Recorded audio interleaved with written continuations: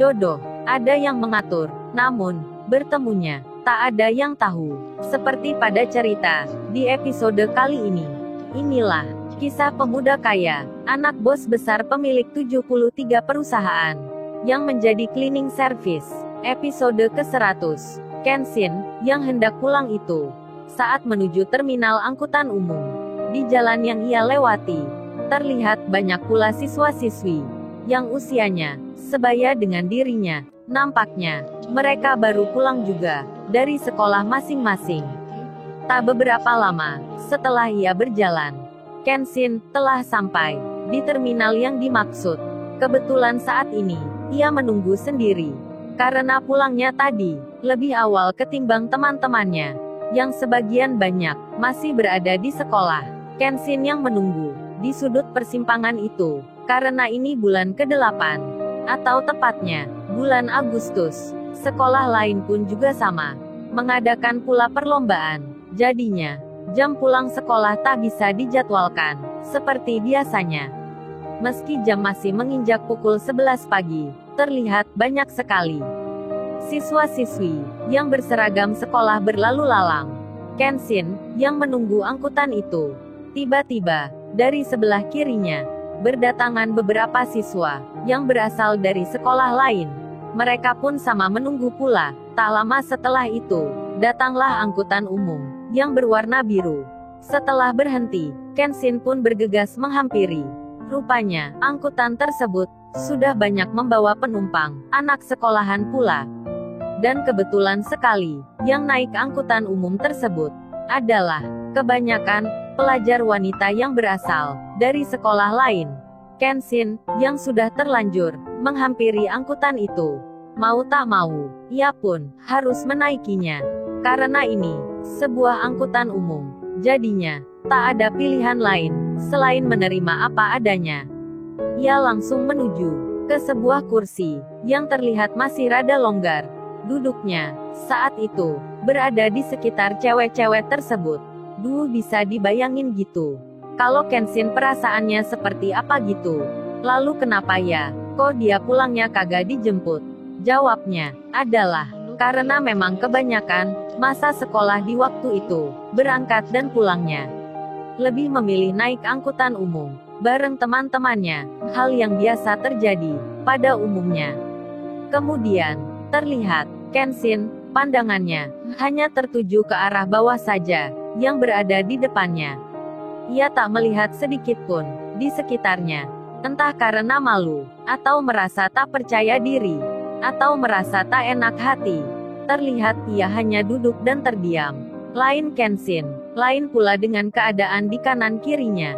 Para pelajar wanita itu, mereka bicara penuh canda, sambil cerita tentang masalah perlombaan yang ada di sekolahnya.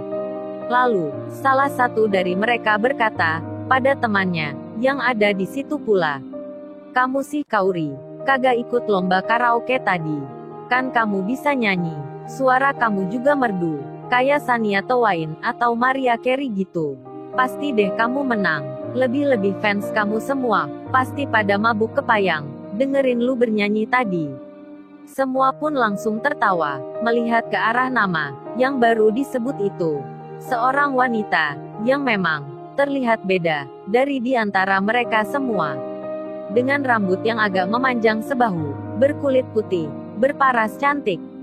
Dia adalah Kaori, yang masih bersekolah di waktu itu. Tempat duduknya pun tepat berada di depannya Kenshin, yang saat itu belum dikenalnya. Karena suara yang ramai, beserta candaan itu, Kenshin terdorong pula, terpancing secara tiba-tiba. Ia melihat, menatap, memperhatikan sejenak wanita yang berada di depannya ini. Begitu pula sebaliknya, mereka pun saling melihat, meski hanya beberapa detik. Suratan takdir yang terlahir, sama halnya seperti jodoh, takkan ada yang tahu kapan akan bertemu. Sebelum sampai di tempat tujuannya, Kenshin pun terlihat turun dari angkutan itu. Tak beberapa lama kemudian, Kaori bercanda menyahut temannya, "Lihat tuh, gara-gara kalian tuh, kayaknya cowok tadi itu terganggu. Hingga ia langsung keluar ya." Terus hubungannya apa dengan kamu Kaur? Sahut satu temannya, yang bernama Lala. Kauri menjawab, ah Lula, lu ada aja tanyanya. Kenal aja kagak, tanya aneh kayak gitu. Tak disangka, satu temannya lagi, tiba-tiba, melihat, menemukan, tanda pengenal, yang berupa tulisan, peserta acara perlombaan di sekolah. Tanda itu, terlindungi, dari plastik laminating, dengan tulisan berwarna merah, tertinggal di bangku kursi itu. Temannya pun, mengambilnya, lalu ia bilang, friends, coba lihat ini, kayaknya ini punya cowok itu ya. Semuanya, melihat, tertulis di dalamnya, nama sekolah, SMP 5, serta nama si pemiliknya, Kenshin. Si Lala pun lagi-lagi bercanda. Kasihkan Kauri aja itu, dia kan tadi yang bilang, belum kenal namanya. Nih Kaur disimpan baik-baik ya, ucapnya. Kauri pun menjawab sambil tersenyum. Ada-ada aja Lula, bisa aja lu ngomongnya. Lalu, dengan pelan-pelan, si Lala itu, menaruh tanda pengenal tersebut ke dalam saku tas kecil Kauri, yang berwarna merah jingga. Tentu saja, tanpa sepengetahuan Kauri, hal itu dimaksudkan hanya sekedar bercanda pula. Lalu, beberapa hari pun terlewati. Bulan telah berganti, kenaikan kelas, bertambahnya usia, telah terjadi. Tas sekolah, di masa SMP, itu pun tersimpan di dalam lemari. Tanda pengenal, yang berada di dalamnya, belum diketahui. 7 tahun telah berlalu. Masa pun berganti. Musim telah berubah. Entah itu sebuah takdir, atau memang sebuah kebetulan. Lala temannya itu, kini, kerjanya, sekantor dengan Kauri.